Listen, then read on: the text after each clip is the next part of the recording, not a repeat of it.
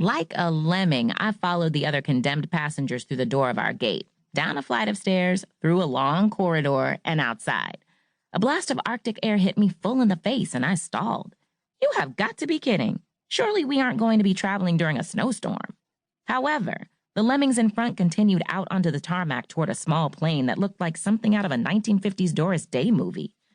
Those behind pushed and jostled around me, leaving me shivering in the doorway. I wrapped my pashmina more closely around my neck, braced myself against the wind, and made my way forward as fast as I could in my new Louboutin heels. A set of rickety metal stairs had been pushed next to the aircraft, and I grabbed a hold of the handrail and hoisted myself up the steps. About halfway up, my heel slipped off the tread, and I nearly fell backward. The only thing that saved me from bashing my head on the ground was the person behind me, who blocked my fall.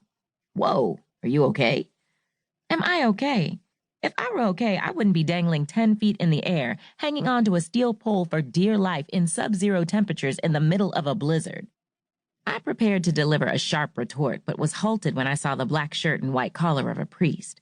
I wasn't a religious person, but I felt confident cussing out a priest would send me straight to hell. Do not pass go. Do not collect $200. Even if God wasn't finished torturing me yet, I wasn't prepared to test my luck before getting on an airplane in the middle of a snow-nado. Instead, I swallowed the profanity. Thank you, Father. He helped me get my feet back on the stairs and gave me a gentle nudge in the back to get me moving. It'll be nice and warm inside the plane. I would have resented the nudge if it hadn't been so cold. Instead, I carefully climbed the remainder of the way up and took a few steps inside to my first-class seat. I glanced around, looking for the spacious leather seats I'd grown to love and expect. When I didn't see them, I stopped so quickly that the priest bumped into me. Stewardess, there must be some problem here. I stared at the front of the plane, blocking the one and only aisle. A stewardess who looked a bit long in the tooth for flying, but well-preserved, stepped from the shadows. Can I help you? Where's first class? I stared to my left, but that was clearly the plane's cockpit. This is a regional plane. We don't have a first-class section. May I see your ticket? She held out her hand. I rummaged through my purse for several moments before I remembered I'd stuck it in my pocket. I pulled it out and handed it over. You're right here in front.